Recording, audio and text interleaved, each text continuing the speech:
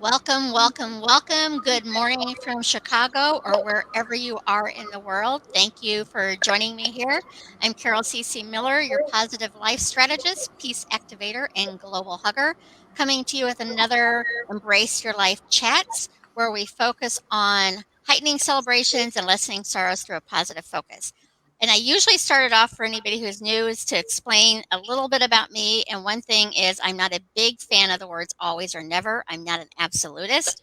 I tend to live on a scale of 0 to 100, 0 being always negative and 100 being always positive. And I don't know anybody on either of those levels. I work on being in the 80 to 100% of the time positive. Fear visits me, overwhelm visits me, frustration visits me, doubt visits me, unworthiness visits me. All of those normal things visit me, but my daily practices keep me in the 80 to 100% the majority of the time. Super excited about today's conversation because it's definitely one that continues to be something I need to work with is boundaries. So instead of me covering boundaries, I brought in some of my friends because we like to do these group chats. It's one of my favorite things to do is to collaborate with other people about different topics. So welcome, ladies, and we're going to talk about boundaries. And before we get started, I just wanted to say Merriam-Webster's definition of boundary is a point or limit that indicates where two things become different.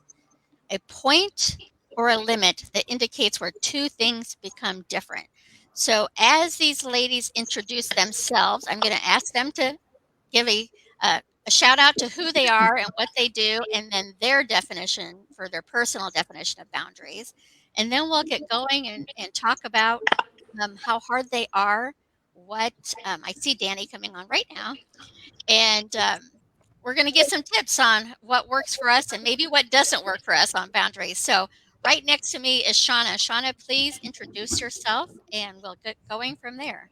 And what's your All, thoughts on boundaries? all right. So my name is Shawna Marie Fischer, as it says here, and I do animal communication and energy work with animals. And so I kind of have a different spin on boundaries, right? So you always think about boundaries as with like other people in your life, right? Like that's super important to have that. But I feel like it's also important to have boundaries with yourself too, right? To like, okay, like keep things good with what you're doing. Like, okay, I have this boundary that I created for myself. I'm not gonna watch TV during this time because I'm going to focus on what I need to do for myself, right? So I think it just is equally important to create boundaries with others in our life, but also for ourselves too, to hold ourselves accountable.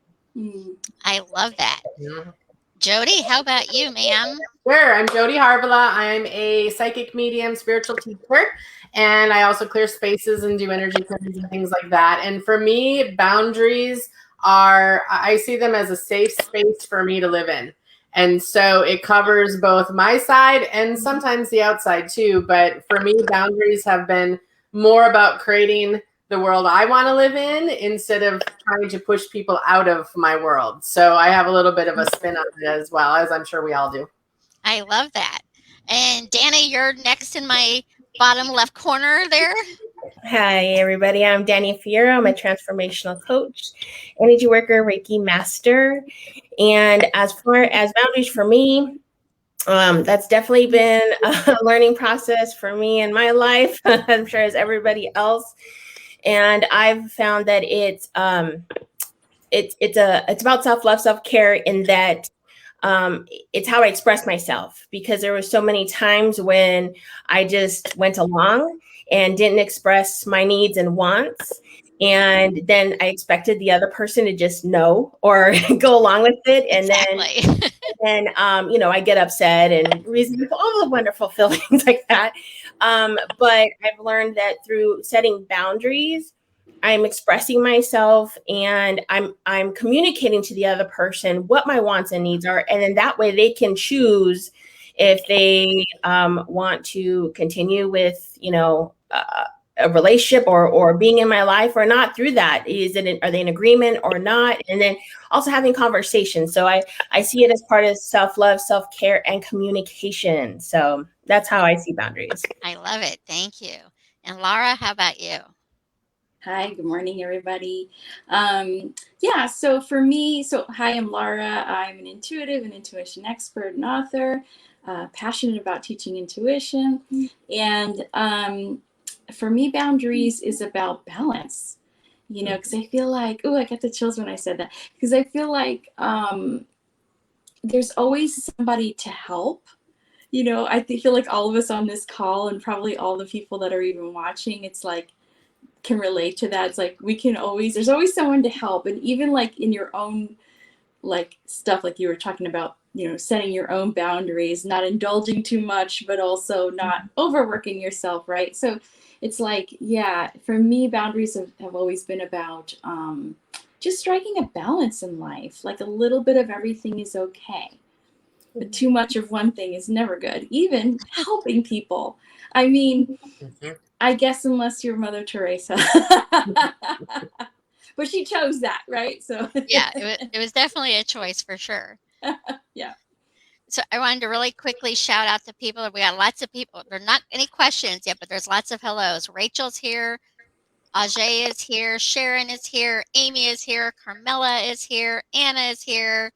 And they're all saying hello to all of us. So welcome, everyone. If you have questions about boundaries in your own life, Denise says boundaries for her is self-discipline. I like that one as well. And for me, it really is about kind of a little bit of a combination, but it is about honoring my space. And I was telling these ladies before we went live, boundaries is absolutely a challenge for me. What Lara just mentioned about helping people is I love to help people. And so I can easily overhelp before I realize that I've run out of gas for myself.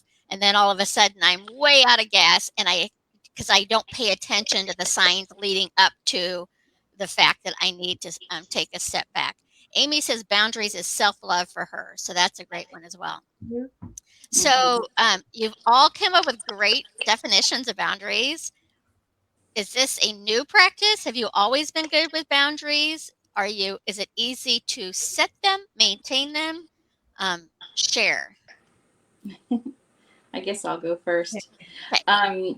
I think where I really learned boundaries is, of course, you know, it's this sort of thing is an ongoing process, but the toughest time for me with boundaries was very recently when my dad was in home hospice. I was dealing with my own diagnosis of interstitial cystitis, and my daughter was also going through her own issues. And it was like we all needed a lot of help, you know, and those were really like legitimate, like everybody had legitimate needs, you know. So I had to like tell my mom and my sister my daughter, you know, look, like we all have hands, legs, and voices. Like you're gonna have to start making your own appointments.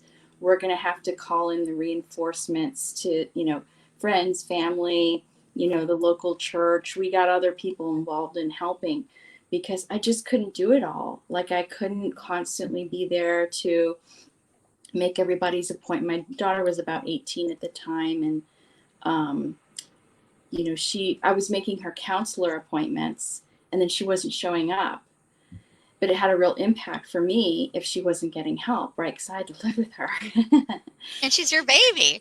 Well, right, which is why I've always made her medical appointments, but she wasn't showing up. So I get stuck with the $50 bill. And this happened twice. So finally on the third time I said to her, look, like I'm not going to make your appointments anymore. I did the research with you. I went around and we found counselors. We finally found a counselor she liked. But I said, it's in your hands now. Like, you know how to make a phone call. I'm not taking, if you don't do a no-show, that next $50 is on you. And in fact, it did take her about a year or two after that to finally like start going to counseling.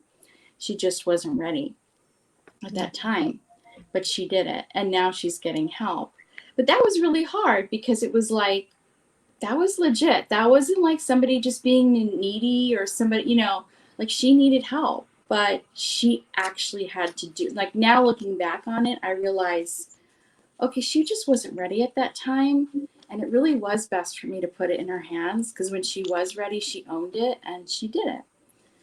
You know, and in fact, like when it came to my parents, when we asked for help, people came in and helped. And having all those people like do, because, you know, there's a lot of stuff like my parents didn't drive at that time. So it was like, you know, groceries, medical visits. You know, my mom even needed help, you know, taking, you know, the garbage out, because my dad was in diapers. So like the garbage constantly needed to be taken out. You know what I mean? So like all those people just helping really helped. So that was my best, like that was my hardest boundaries lesson. But I learned like people will help and people will also step up. They'll fill in the blanks for themselves. I like that. And I like that because, first of all, you set the boundary and people seem to honor it. But I hadn't thought of it that way. And ladies, I want you to chime in too. But I had not thought about the fact of honoring somebody else's boundary too, because sometimes I want to help and they may not be ready for it. And so, and that is something I've had to learn. Like if they come to me for help, that's one thing. But I often want to offer help without them asking. And I've learned to not do that. But I hadn't thought about honoring other people's boundaries as much as honoring my own. So, thoughts, ladies, on boundaries for you and how important they are or how hard they are? I have kind of a different spin from the intuition and energy side of things. I actually went to a workshop with John Holland. He's an amazing medium. Love him. And I got a medium and just a good guy. Oh, he's just a beautiful man. And it was so funny because when I first got into this work and doing energy work and stuff, I really struggled because I found out that I take on a lot of people's energy. And so that was obviously something I was learning. But then my mediumship started coming in and I was like, oh, this is terrible. This is exactly what I didn't want to happen, because I was having all this energy around me and spirits around me and all this kind of stuff. And what was so interesting is the first thing he taught us was you get to set energy, or you get to set boundaries with spirit. And I was like, hold on a second. How does that work? Like, what do you mean by that? And I remember I was like, what do you mean? I don't understand. How do you do that? Because to me, spirit just runs the show at the time. And he said, when I get on stage, spirit can use me any way they want to use me. Like that's their permission to come through in any way, shape, or form. But as soon as I step off stage, like that boundary is set. And I was like, huh, well, that's damn cool. Like that's really cool. And so I went home and I'm like, all right, spirits, like between 9 p.m. and 9 a.m., there's no spirits allowed in my house. No spirits can come in. My family needs to sleep. Like we all need rest. And it was such a great lesson in a way that made sense to me on how boundaries work, because they're energy, right? And so if you're not setting up your energy and you're not okay with your boundary internally, nobody else is going to read that energy on you. You know, people can read the energy of a boundary before you even say it. And so for me, boundaries are inner work, because if I'm not on board with my boundary, I can't set the boundary. I can't stand up for the boundary. I don't follow the boundary because I'm having issues with it. So I think for me, boundaries are setting the boundary internally and sitting and practicing myself before I start re-educating all the people that I've let go around my boundaries. So that was a really important lesson for me to see it from an energy side of things. I love that, because like my dad's been gone for many, many years now, and I always tell him, you can visit anytime, but not at night, because you'll scare the bejesus out of me. Yep. So you just do your visits during the day, mister. Yep, I can relate to that, Carol. And it was so funny, because shortly after he passed, my mom's like, he never visits me. I'm like, Mom, he would scare you by walking into the room and not announcing himself, because she would jump easily. I'm like, he's not about to visit you from the afterlife, because he'd scare you for sure. But I do like that, Jodie, as far as setting that internal boundary, because I hadn't even thought of it that way, energetically doing it before. Because if I'm sharing it with other people and I have not solidified it in myself, which is what I tend to do, I'm a good sharer, then it's easy for me to like, ooh, is this the right boundary? Am I being too harsh, hard, whatever kind of thing? Yep. And then I get resentful for them pushing a boundary that they know they can push, because I'm not solid in it. So Yep, got to align with it. I think that's one of the biggest things I see people is they set the boundary and then they get pissed off everyone around them is pushing it. I'm like, you haven't set it. Like you've said it, but you haven't set it internally and you haven't aligned with it. So it's just energetically, it's not going to hold for you. right. Yeah. And 'cause I had a client, it's been several months now, but I set a boundary that unless it was an emergency, I was no longer going to work weekends because we did so much back and forth on what should we do here? What about this? Could be 12:30 at night. It could be Saturday, Sunday. And I love to brainstorm. And so I set that boundary, but I love to brainstorm. So it was super hard. Like, no, you Yeah. can't answer that email right now because it's not an emergency. And so I think moving forward, Jodie, I'm going to make sure that I'm solid with my boundary before I set it with other people. Yeah. Oh my gosh, I just exactly what you guys are saying. I have something to spin off of that. So me with my clients and the work I do, I always want to, be there. So I've had people that want to do like a phone session like the same day. Like, okay, I want to, some sessions I'll do the same day. I don't mind, but like a phone session and it'll be like, late. I already have to be done for my day. And they'll be like, oh, hey, I want to do this session. And I was like, okay, like back up. Like I know this person, I know it's not an emergency. And I had to help them realize that it was an emergency by taking a step back, right? But I always want to be the helper. But then I had to take a step back and be like, okay, wait, they can wait. And I have to set that boundary because here it's like, 6 or 7 o'clock at night. And it's like, wait, they can just wait until tomorrow. That we don't have to do it right now, right? And I had one client that would, had texted me, and I know I shouldn't have clients text me, right? But anyway, that's another subject, right? We'll cover text another time. Right, exactly, another time. But it was like at 10 o'clock at night, and they had done that before, and I had set the boundary. Next time I talked to her to say, hey, if you could just, text before, this certain time. I think I told her, what was it, like 5 or 7? I don't remember, but just setting that clear boundary, and then she got better with that, right? Because we teach people how to treat us, right? We teach people the boundaries that we set, and if we stick to those, and especially when we love what we do, we have to like step back and be like, okay, like what are we doing with this, right? Like, to see how it's going to move forward. Yeah, and I see that Amy is in agreement with me on offering help before it's been asked. Again, I'm super glad that has shifted for me. I don't do it nearly as much, but that used to be my go-to. I wanted to help everyone. And it's like, they're not ready for help. Like, if they were ready for help, then they would actually ask me for help. And then there's people who ask for help that aren't ready for it yet either. They're at the precipice. I never can say that word properly. Precipice?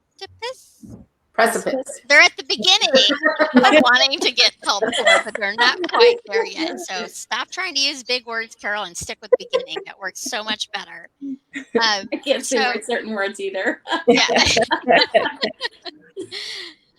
So how about you, Danie? What's kind of things that boundaries for you as far as, are they easy to set? Are they easy to follow?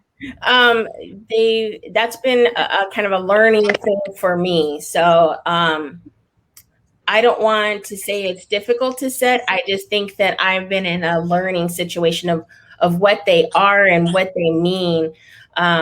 When a lot of my life, I wasn't setting boundaries because I was trying to get love from others. And so I was being everything other people wanted me to be. So there was no boundaries. I just provided whatever it was. And again, like I said, would get upset because I would expect them to do what I was doing. And I'm also an empath. So it's easy for me to pick up on things. And I thought it was easy for other people to pick up on things.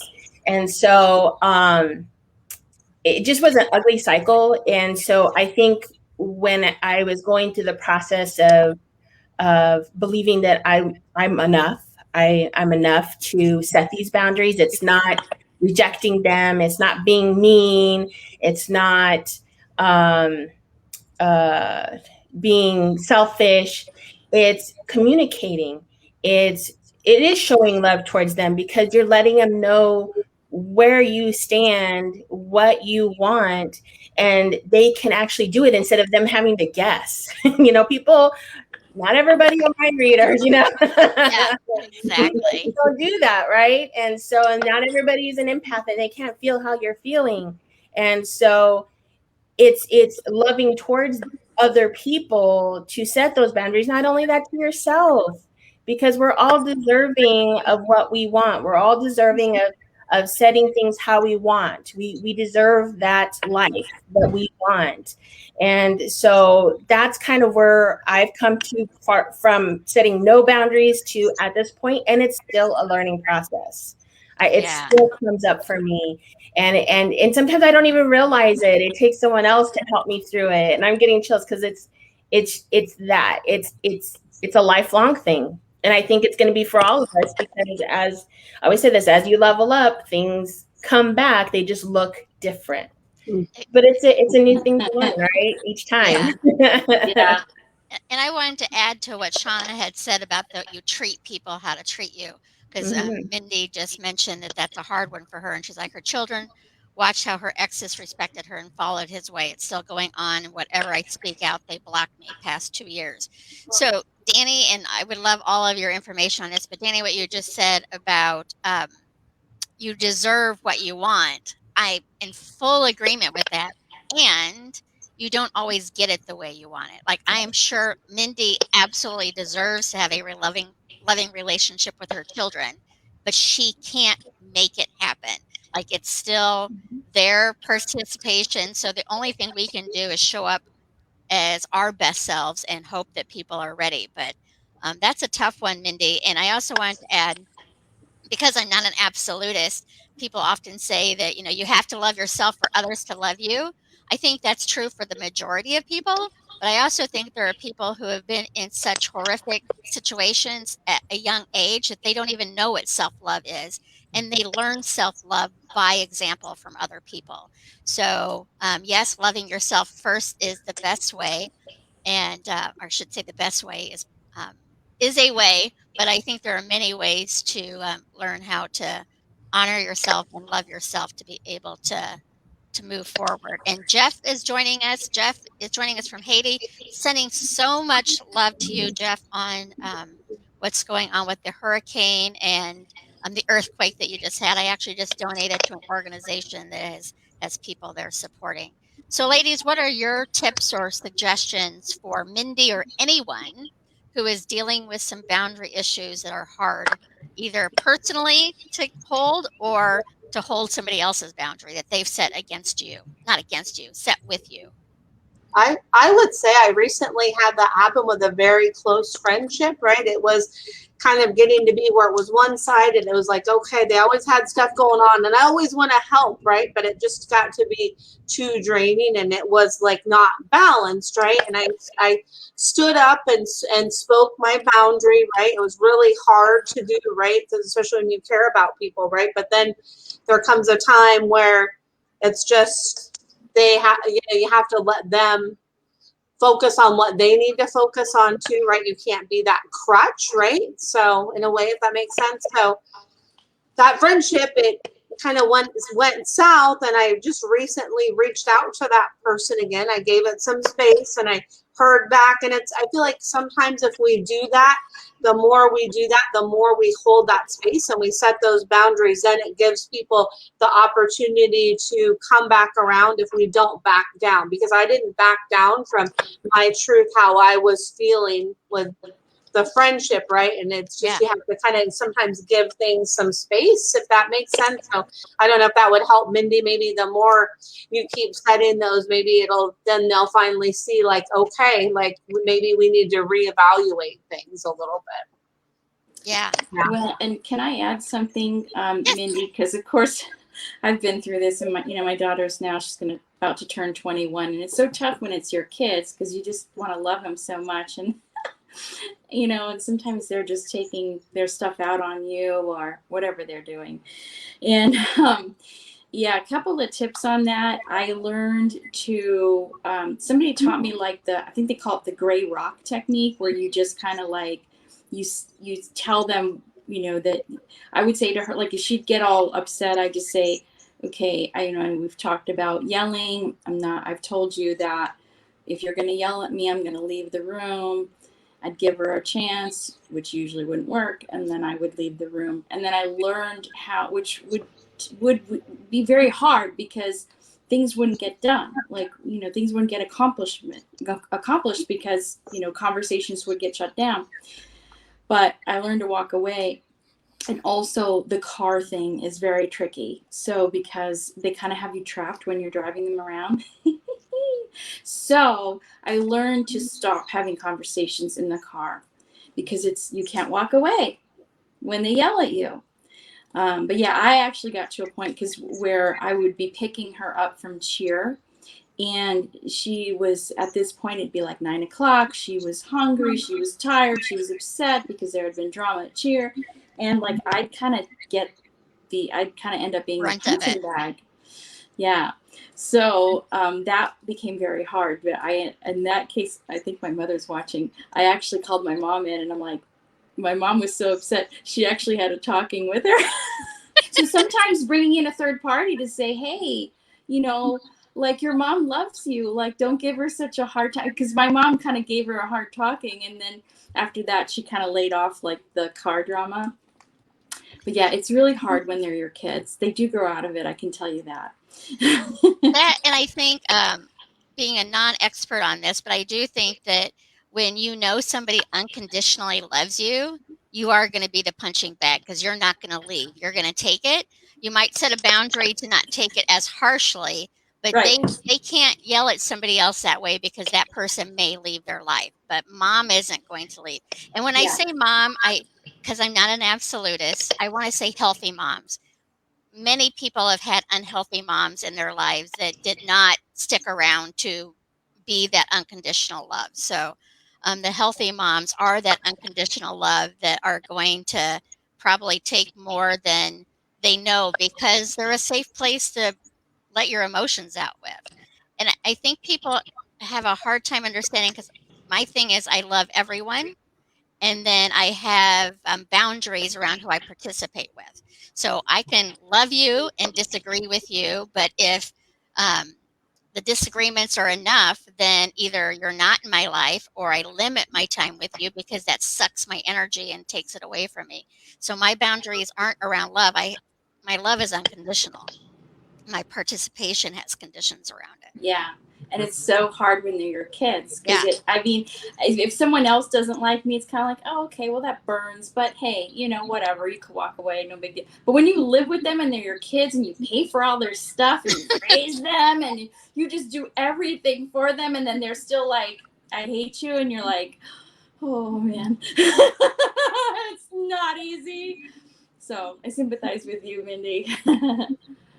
Yeah, I think with boundaries too, you need to realize that it's baby steps that builds them. And some people have the capacity to honor them and some people don't. And the people that don't over time, because a lot of times it takes a lot of time, those people will start moving more and more out of your life where more healthier people will move in. But I also think it's a lot of self-responsibility. Like, how am I coming at this situation? What's my attitude? What's my story? I keep affirming because I can make a victim of myself out of just like that for many years.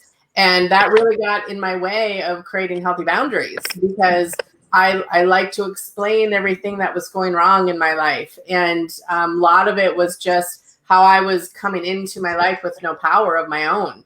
So I also think baby steps. You got to baby step it. In family, I think is the hardest people to set boundaries with personally. Whether it's kids, husbands, wives, partners, cousins, it doesn't matter. I think families see you as whoever you were as a little kid, not as an adult.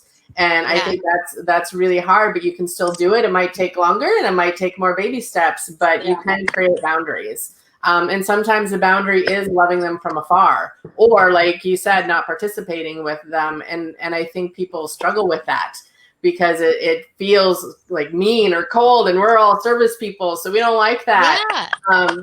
But I think they're here to show us that it's okay to be surrounded by good, loving, kind people that want an equal energy exchange with us. And that's not taught, we're not taught that. So it sometimes takes years to get to that place. Well, and I think that's so important because for me, like the boundary is, again, I'm a helper and I love helping. But there are certain people who will come to you with their problems and keep coming to you with their problems. And they really just want to spew. They really don't want to make any changes for changing their situation. And I used to be that person who was their sounding board. And before I got into the work I do now, I'd be like, how dare they say that to you? How could that boyfriend or girlfriend do that to you? And not think about the both participation involved in it kind of thing. But if anybody is ready and willing to work on themselves and change their situation, I am happy to help.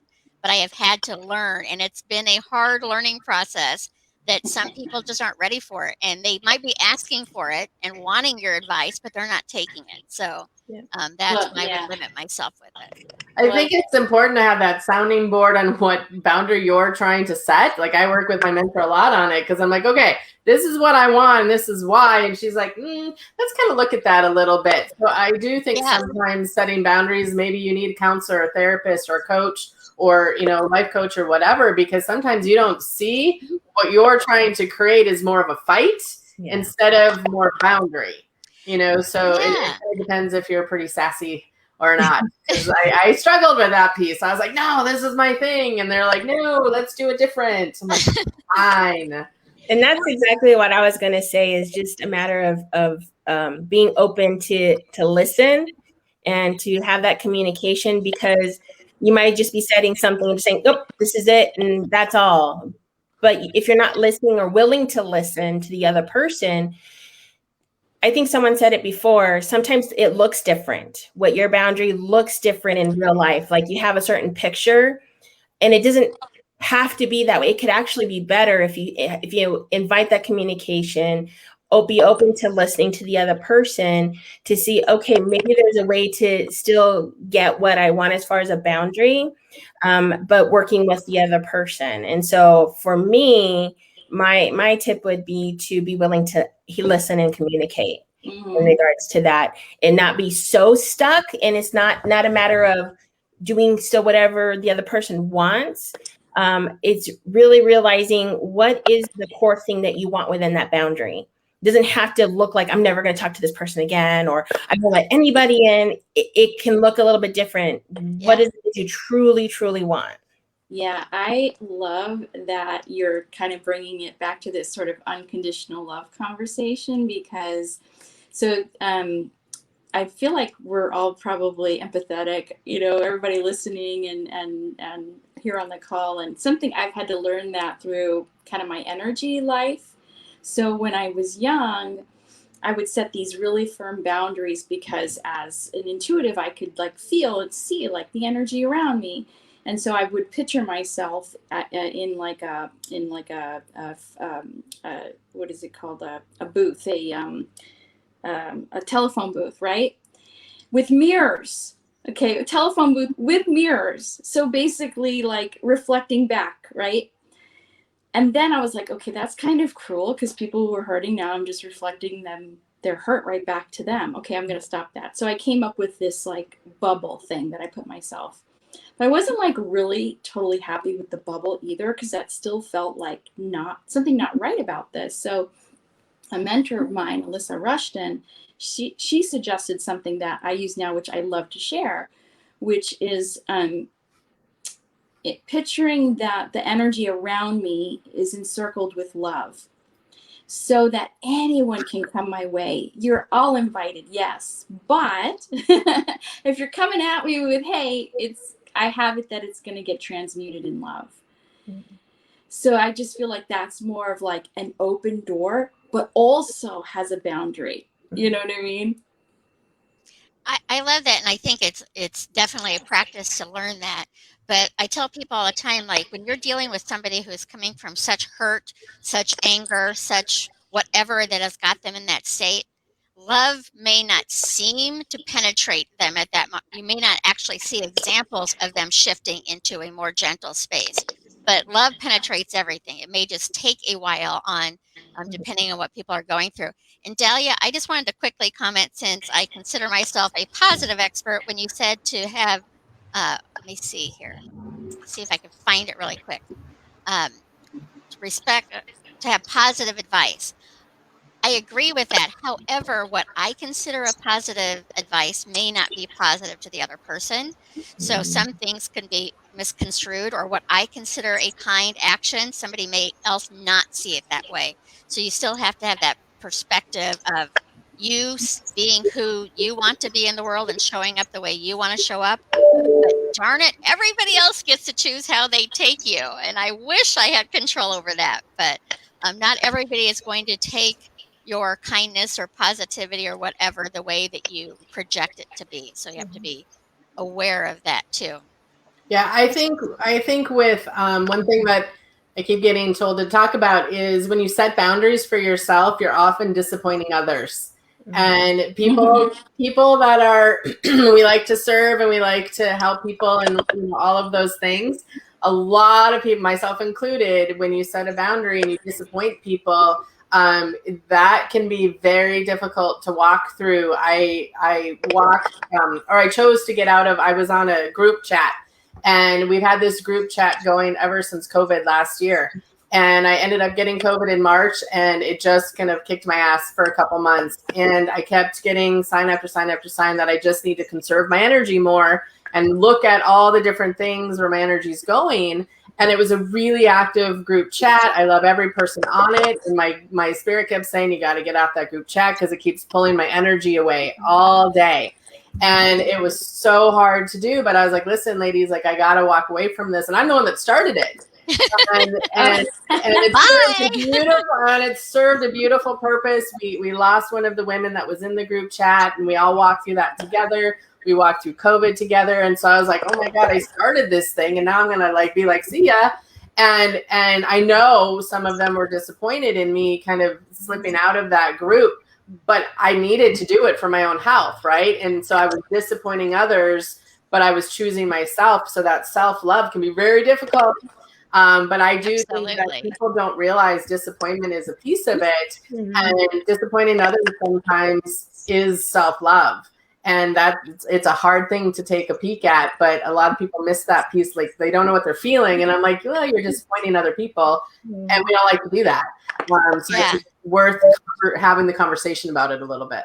Just like we've talked about it before, not on this call, but the fact that if you're disappointing yourself if you're not setting that boundary. Yep. And I find it, I'm getting much better at it, but it's easier to disappoint myself than others. Yep. With that. So it's something to think about. And before this Facebook user must be in my Embrace Your Life community, so their name isn't showing up right now. But before I ask for advice on that, I want to go back to the fact that this is exactly why I say I'm not an absolutist on always or never, because there's going to be situations that my advice may not work for because of extenuating circumstances. And so anyone would like to take this, I help keep my special needs grandchildren. I've been there, and actually I'm the only help for them, but I am working at learning how to put up boundaries because my son and his wife sometimes don't want to hear my thoughts on the girl's situation. I have lost my place.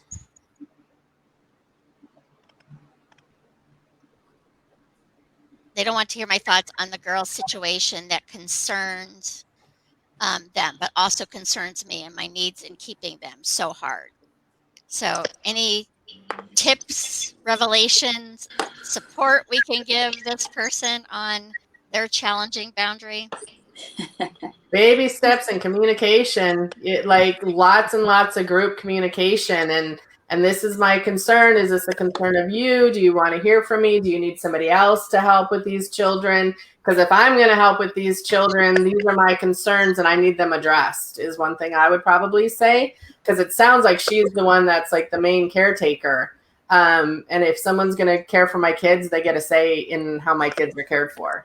It's kind of, so communication, and you might have to have very small baby step communication as you're rebuilding whatever whatever contract that you guys have created for yourself. And I would bet that was never talked about beforehand, because we're just family. Of course we're going to help. But you might need to create more of a connection and a contract on how things are going to work, so everybody gets to say. Yeah. Yeah, that one's a little tricky because she's both caretaker and grandma. And grandma, yep. I have a saying with my mom. I always tell her, Mom, you can tell me your opinion once, but just once. Yep. But this is different because she's a caretaker, so it's different.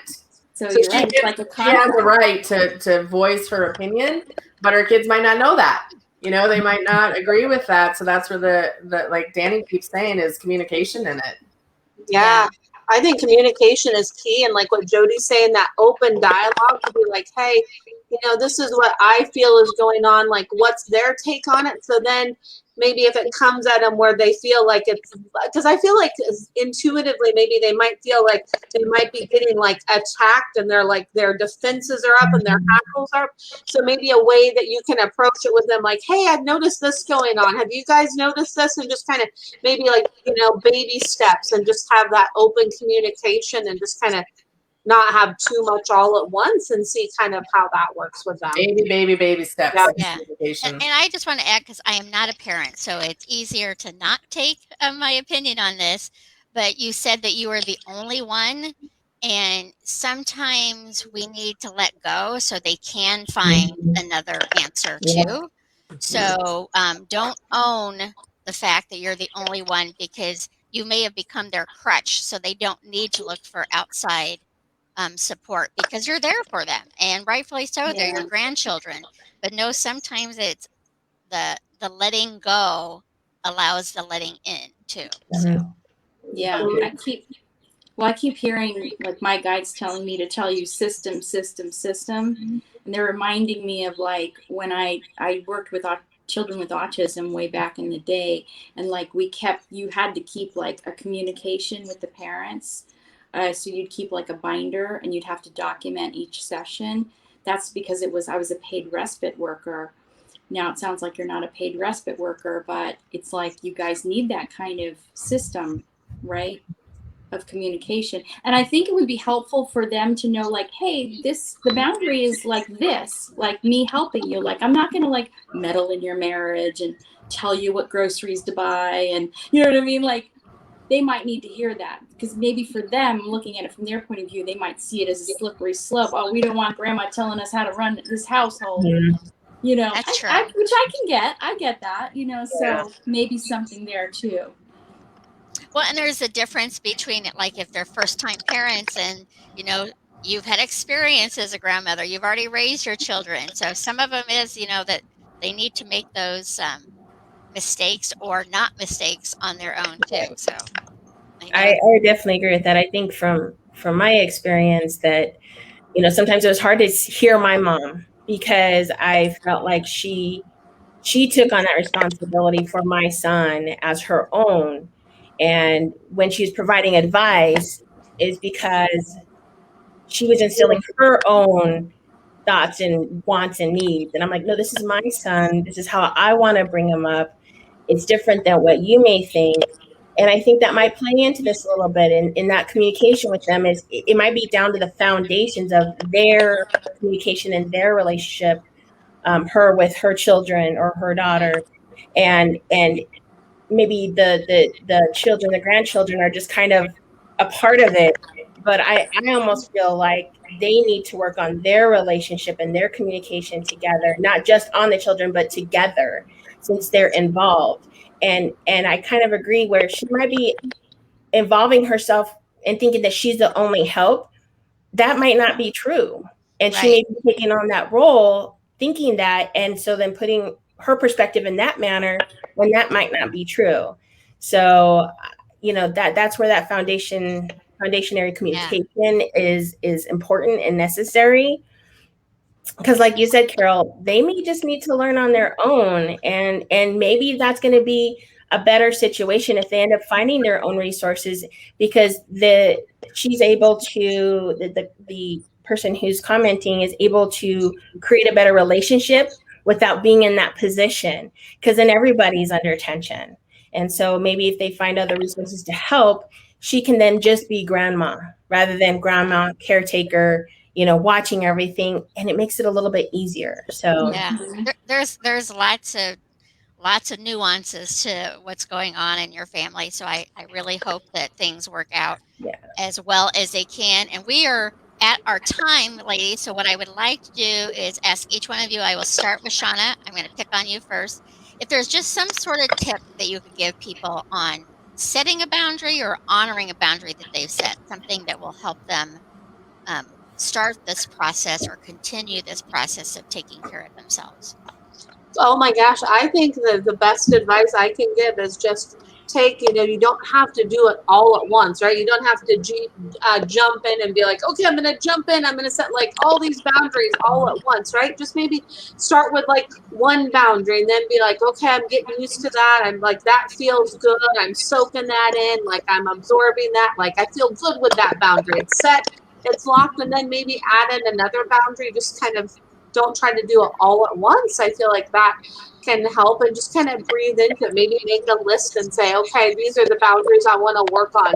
What's the most important one? And, sit with it if that works. Or just see what comes to you as far as working on that, and just start with one and go from there. I love it. Miss Jodie? I've heard and feel a lot of self helpers out here. And so I would say if people are not asking for your advice, don't give it. And see how well you do with that for a couple weeks, because you might learn a lot. But I had to set a rule for myself. I'm like, if people are not asking for my help, I am not offering it. Because I would offer all over the place. And people didn't want it. And so that really helped me step back and look at my own stuff. But I would say if they're not asking, don't offer.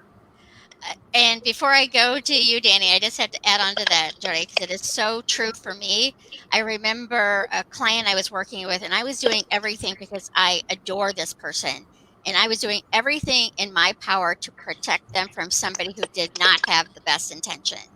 And another friend of mine said, you are stopping her from learning her own lesson by not letting that other person show up as they are. Like I was the buffer, so she did not see what was going on. And they're like, you are stopping her from learning. She's never going to see it if you don't allow her to see it. I'm like, ooh, that hurts, but it's so true. It's hard, but it's like when it's people you love, you want to protect them. And sometimes the best protection is to step back. Yep. Yeah. Danie, how about you? Actually, it's kind of similar to Jodie, is honor other people's boundaries too. I think sometimes we get so caught up in our own boundaries, which are important, that we're not listening to other people's boundaries. And it doesn't have to be just if they're not asking for advice, don't give it to you, because I definitely agree with that. I've been someone who's done that before, but also hearing what other people are saying of what their boundaries are, and honoring those, that creates that synergy of a reciprocation, I should say. You're setting your boundaries, they're setting theirs, and so being able to honor both. And it's not just about one-sided. I love it. Lara? I would just say have faith, and knowing that the void that you leave will be filled by the loving universe, and and you can command it in. I love to just command stuff in. Just I'm going to walk away from this situation, and I command that the loving universe fill that void, because we have that power. And I'm having such chills as I say that. We have all that power. We do. Mm-hmm. I love it. I love it. I love it. Thank you. Thank you so much, ladies, for joining me, and for the audience. Great questions and all the hellos. I so appreciate it. I will be back on Thursday. I don't know what my topic is yet. So if you have ideas you want me to bring a little bit more love, kindness, compassion, and peace to, drop it in comments. And otherwise, you're just going to get me on Thursday for whatever comes into my head about. Usually it's like 2 hours before. And we will be back as group chats. I'm doing them on the first and third Tuesdays of the month. I don't recall what the next topic is, but many of these ladies will be involved, and some others as well. So I really enjoy our group chats. So thank you for joining me. And again, I will be back Thursday. Remember, you matter. You matter to me. You matter to the world. And most importantly, you matter to you. So take care. We'll talk soon. I will see you on Thursday. Thank you, ladies. If you Thanks, stay on, we'll Carol. chat with you for a Bye, second. everybody. Okay, bye-bye.